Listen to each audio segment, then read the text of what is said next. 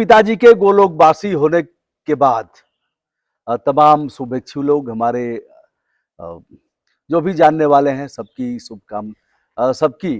श्रद्धांजलि पिताजी के प्रति और हमारा मनोबल, परिवार का मनोबल लोग बढ़ा रहे हैं। इसी क्रम में सबसे पहले जिस दिन पिताजी का देहावसान हुआ और हम लोग महर्षि विश्वामित्र मेडिकल कॉलेज गाजीपुर को पिताजी का पार्थिव शरीर दान करके आए। आदरणीय श्री चंद्रभूषण पांडे जी जो न्यायाधीश रहे हैं, राज्यपाल महोदय के विधि सलाहकार रहे हैं, भारत परिषद के राष्ट्रीय अध्यक्ष हैं, हमारे अग्रज हैं और जिनके साथ बैठकर हमने बहुत कुछ सीखा है। जो कानून और नियमों की बात करता हूं, कोर्ट में जो बहस किया सुप्रीम कोर्ट में, सब आप ही की देन है। आपने हौसला बढ़ाया और कहा ब्रजभूषण अपनी बात हाई कोर्ट सुप्रीम कोर्ट हर जगह कही जा सकती है, अधिवक्ता की कोई जरूरत नहीं है। हमारे बीच आए हैं आज संवेदना व्यक्त करने। हम माननीय पांडे जी, तरह तरह की चर्चाएं हैं। माता जी का देहदान हुआ, एक चर्चा हुई, लेकिन 3 साल हुआ, धीरे धीरे चर्चा, हम लोग कई पार्थिव शरीरों को लेकर के बीएचयू गए, वहां लोगों ने नहीं लिया क्योंकि कोरोना का संक्रमण था। संक्रमण खत्म हुआ और फिर मेडिकल कॉलेजों को वैसी ही जरूरत है, डमी से काम चला रहे हैं, उनको मिल नहीं रहा है। तो पिताजी का हम लोगों ने देहदान किया, चर्चा एक बार फिर से ताजा हो गई है। लोग मन भी बना रहे हैं, करना भी चाहते हैं, संकोच भी कर रहे हैं। वह हिचकिचाहट, और फिर हिचकिचाहट में सबसे बड़ी बात ये आती है कि पता नहीं क्या होगा, अधोगति क्या होगी, मोक्ष मिलेगा कि नहीं मिलेगा। मोक्ष की बड़ी चिंता है लोगों को। तो क्या है यह, आप अपने किस दृष्टि से इसको देखते हैं? तो भैया एक तो बात मैं कहूँ कि ये देह दान तो बहुत, या अंग दान करते तो बहुत लोग हैं उत्साह में, लेकिन आखिरी समय तक उसको पूरा करना एक बहुत बड़े साहस की बात होती है जी।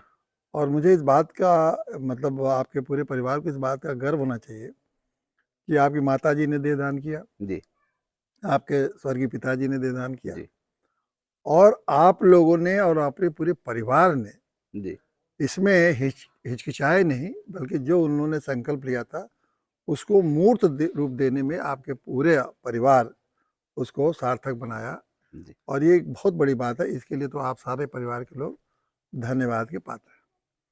अब ये शरीर जो है, शरीर के जो देहदान के बाद अब ये हमारी जो परंपरा है जी, जो ये परंपरा है कि उसको खास करके हर धर्मों में अलग अलग परंपराएं मैं कहूँगा या धार्मिक रीत कहिए। जी, तो हिंदू धर्म तो कोई धर्म है नहीं, तो सनातन धर्म है। इसमें अलग अलग, इसी धर्म में बहुत सारे तरीके से शरीर का एक तरह से विसर्जन किया जाता है, पानी जल में भी किया जाता है,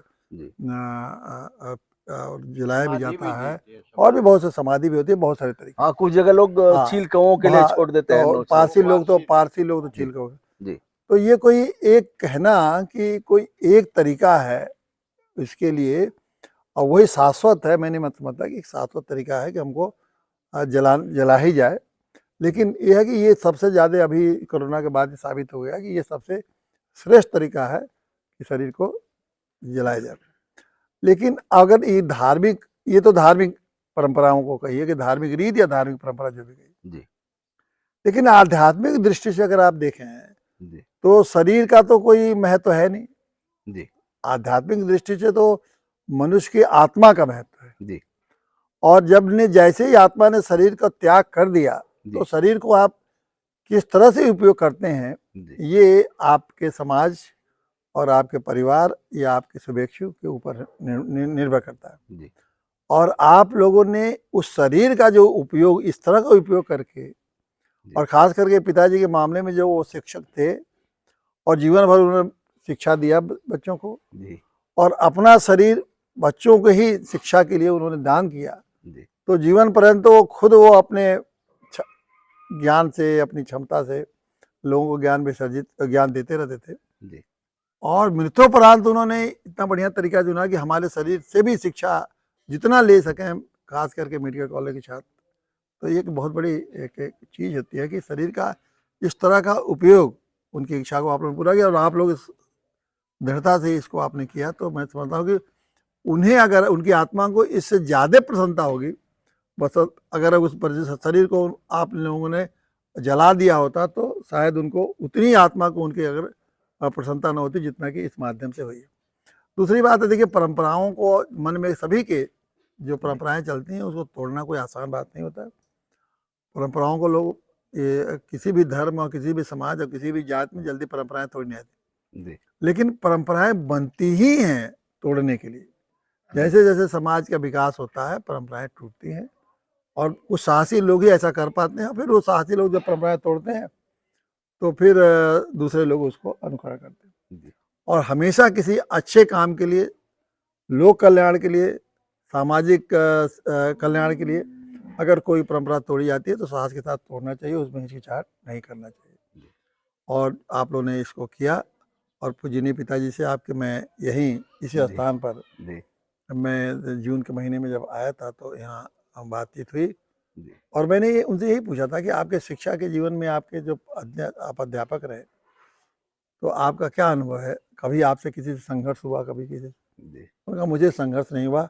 एक बार हमसे सिर्फ कलेक्टर से की बात मैंने कोई हमको याद है और उस कलेक्टर की बात पर कुछ हमसे बातचीत हो गई थी।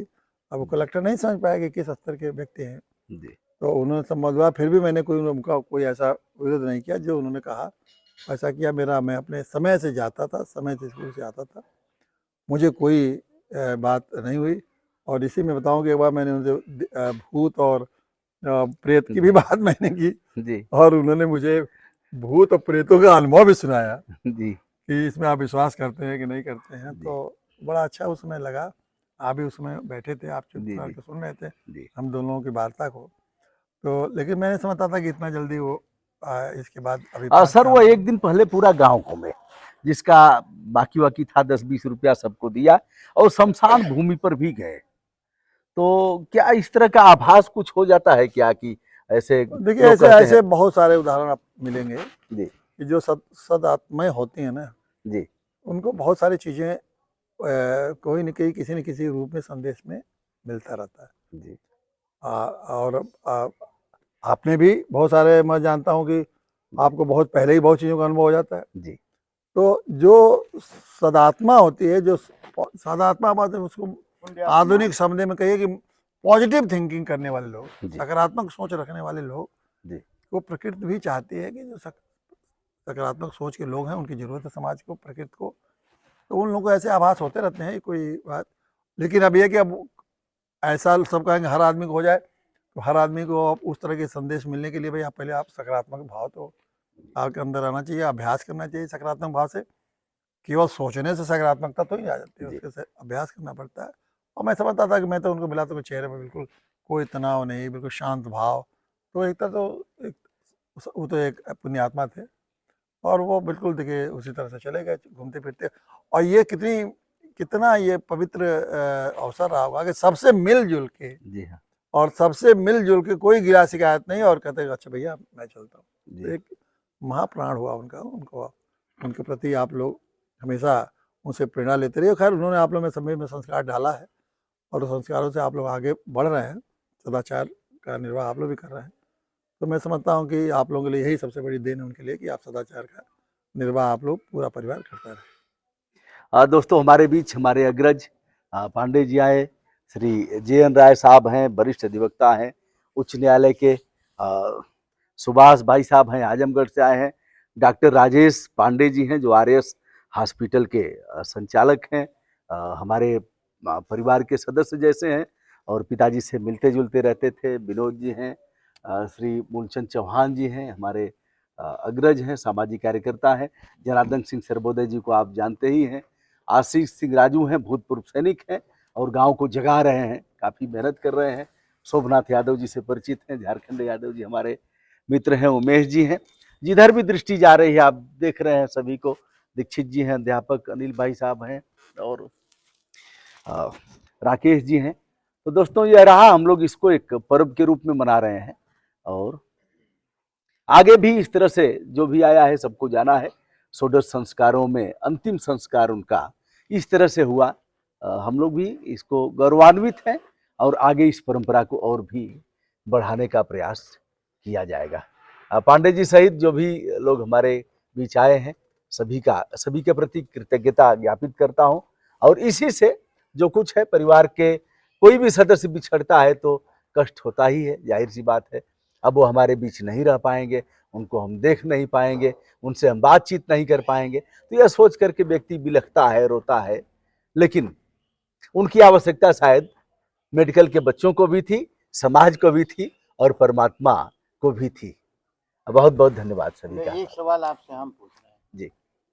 पिताजी ने भी स्वीकृति दी थी भेजने के लिए अपने हृदय से? पिताजी ने ही कहा था हमसे फार्म भरने के लिए, और पिताजी का फार्म भर के आए तो माताजी लड़ गई। मतलब जैसे उन्होंने कहा कि ऐसा आपने क्यों किया, हमारा क्यों नहीं किया। हमने भी 7 फेरा लगाया है। और एक चीज और बता दें, हम लोग 2 भाई हैं, 2 बहनें हैं, दोनों की शादी हो गई है। भाई हमसे बड़े हैं और बेटियां भी हैं, एक बेटा है। एक सदस्य भी अगर प्रतिरोध जताता कि दादा के साथ हम ऐसा नहीं होने देंगे, तो फिर काफी दिक्कत होती। सबसे छोटा सदस्य भी अगर जिद पर आ जाता, तो सभी का एक मत है। ऐसा नहीं कि मैं समाज में घूम रहा हूं तो हम जो कह रहे हैं वही लोग मान जाएंगे। सम्मानजनक ढंग से गरिमा के दायरे में रह करके ऐसे प्रश्नों पर सभी अपनी बात रखते हैं। नहीं कि ऐसा होना चाहिए, ऐसा नहीं होना चाहिए, ऐसा हो रहा है तो ऐसा क्यों नहीं। सभी को अधिकार है और सबने मिल करके ऐसा किया है, इसलिए। नहीं तो परिवार में कलह होता और हो नहीं पाता। कई परिवारों में सर हम लोग नेत्रदान के लिए गए, लड़ाई हो नहीं होती है। उन्होंने दान किया है, अपने लिखा फार्म है, कर देते हैं लेकिन वो करते नहीं है। वो करते नहीं है।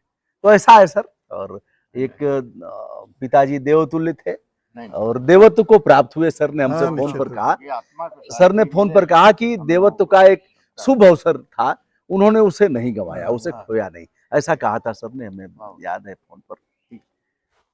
प्रणाम, नमस्कार। ओम शांति।